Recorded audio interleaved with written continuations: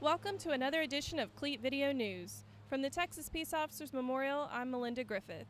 The week of May 15th was National Police Week, and ceremonies and events were held nationwide to honor those officers who have made the ultimate sacrifice.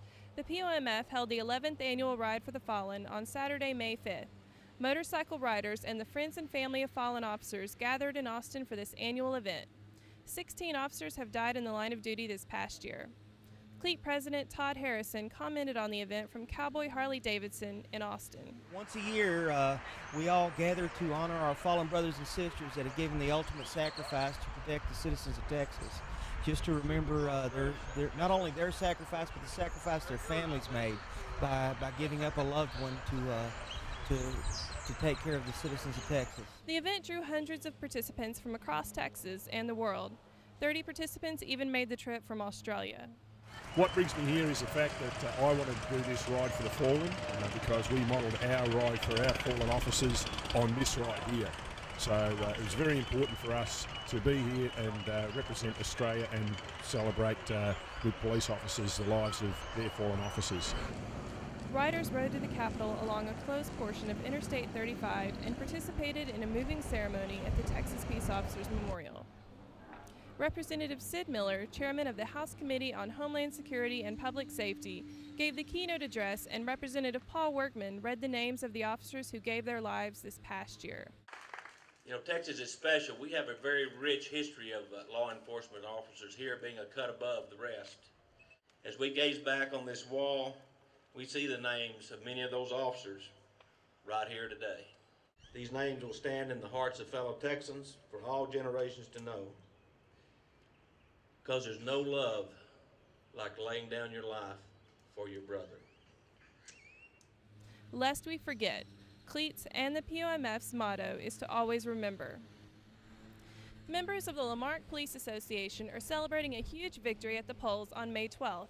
The city had proposed 22 charter changes, and one of them would have abolished a charter provision that required that the police department maintain a minimum staffing of 25 officers. Local political appointees had tried to slip the measure in, but LMPA contacted CLEAT, and our public affairs staff prepared a comprehensive campaign strategy to defeat the measure.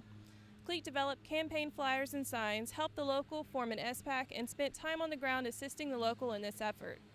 LMPA members came together and rallied the community in opposition to Proposition 21. They worked the polls during early voting and on Election Day. LMPA President Forrest Gandy had this to say about the effort. I'm Forrest Gandy. I'm with the President of the Lamarck Police Association. We're out here, it's May 12th, 2012. It's Election Day here in Lamarck. We're out here hoping to defeat a Proposition 21. It's a dangerous attempt to reduce manpower here for the police department. Naturally, it's a huge concern for the police department and for the citizens alike. It's simply a public safety issue. On Election Day, LMPA was rewarded with an overwhelming victory. 71% of those that voted rejected Proposition 21. Is your local association facing attacks similar to those in Lamarck? Are you in a leadership position in your local association? Then we have some valuable training for you.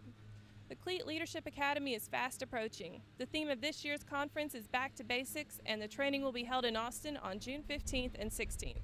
It's not too late to make plans to attend. More information is available on the CLEAT website. In other news, the members of the Deputy Sheriff's Association of Bexar County recently settled with the county on a new contract. Contract negotiations have been ongoing since 2009 without success. In 2011, new leadership took over at DSABC, and skilled CLEAT negotiator Craig Dietz was brought in. The new deal means an immediate 2% pay increase with a total increase of 8% through 2015. DSABC President Joel Jansen said the agreement has something for everyone in the diverse bargaining unit that represents corrections officers, bailiffs, and law enforcement personnel. With over 70% voting to approve the agreement, it was evident that there was a high degree of satisfaction from the members, Jansen said. CLEAT congratulates the entire DSABC bargaining team for a job well done. In Mission, police officers there have opted to make a change. Late last year, a number of officers contacted CLEAT field representatives because they were not happy with their leadership and the representation provided by TMPA. After several meetings, the officers chose to form a new group, the Mission Professional Law Enforcement Association. In a few short months, over 100 of the 125 officers in Mission dropped the TMPA group and joined the MPLEA, which is affiliated with CLEAT. We want to take this opportunity to welcome our new members from Mission. Did you know that early voting has already started for the upcoming state primary election? This year's primary was changed to May 29th after a court challenge over redistricting. CLEAT has conducted an extensive evaluation of the candidates, and our endorsements are listed on the CLEAT website. Please log on to read how CLEAT endorses candidates and why we choose to sit out races where we do not have a strategic interest. This election will have a direct impact on important issues facing law enforcement officers in Texas, including the attack on pensions and benefits.